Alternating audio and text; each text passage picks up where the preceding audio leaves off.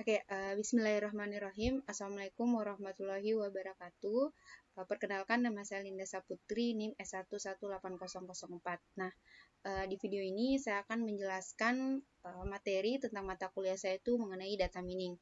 Di sini saya akan menjelaskan 3 subbagian pembahasan yang sudah kami bahas dalam mata kuliah data mining. Nah, di sini perihal data mining. Jadi, data mining itu merupakan suatu proses pengerukan atau pengumpulan informasi penting dari suatu data yang besar. Jadi, datanya dari data mining ini ukurannya sangat besar. Jadi banyak. Nah, data mining itu memiliki beberapa fungsi. Yang pertama itu fungsi deskripsi. Nah, fungsi deskripsi yang pertama, data mining ini merupakan sebuah fungsi untuk memahami lebih jauh tentang data yang diamati. Yang kedua, fungsi data mining itu sebagai prediksi.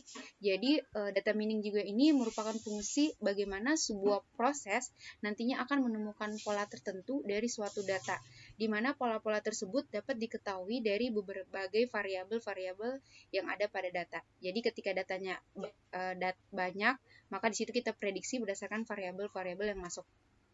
Nah, selanjutnya subbab atau materi kedua, saya akan menjelaskan mengenai visualisasi data.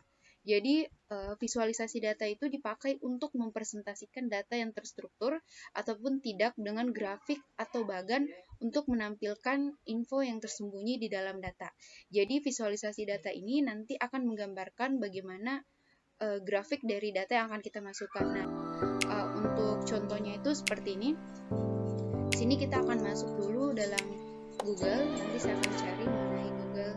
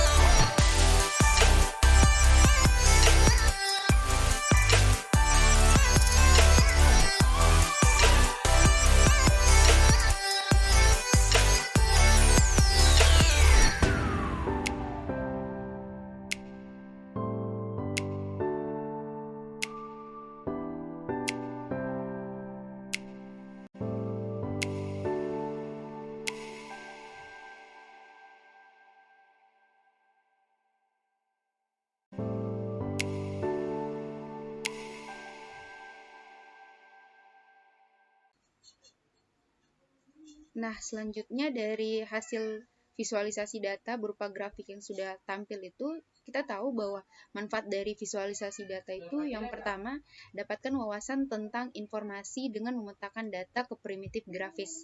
Yang kedua itu, adanya visualisasi data itu dapat membantu untuk menemukan wilayah yang menarik dan parameter yang sesuai untuk analisis kuantitatif yang akan lebih lanjut lagi.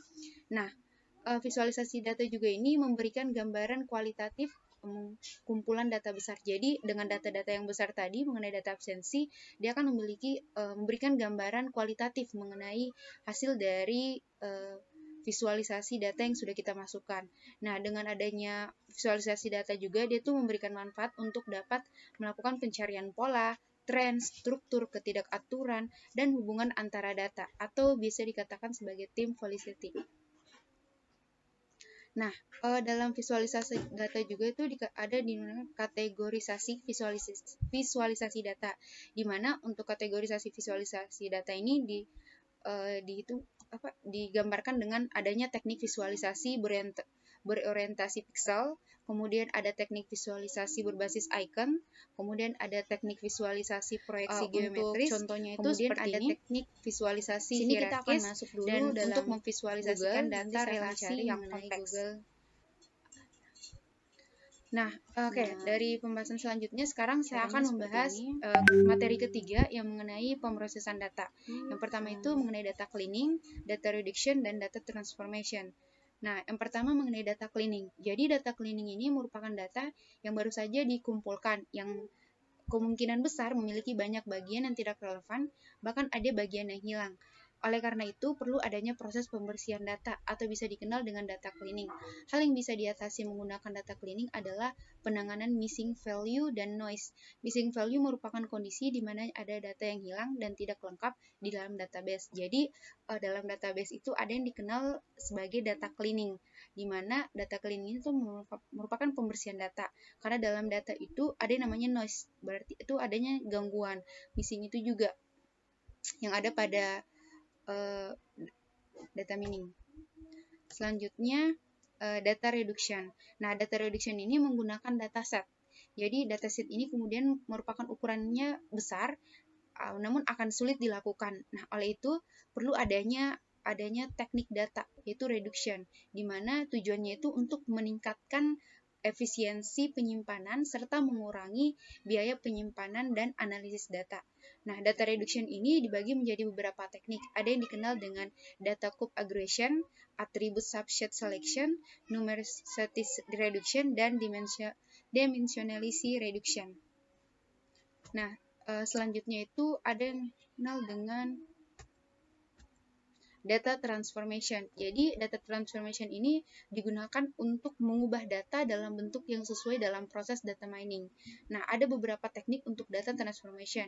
Yang pertama, normalisasi, terus ada namanya pemilihan atribut, dan kemudian di discretization. Nah, normalisasi ini dilakukan untuk melaksanakan nilai data dalam rentang nilai tertentu. Misalnya -1 sampai 1 atau 0 sampai 1. Itu perubahan atau transformasi data yang dilakukan pada data mining. Mungkin itu saja yang bisa saya jelaskan. Terima kasih atas perhatiannya. Assalamualaikum warahmatullahi wabarakatuh.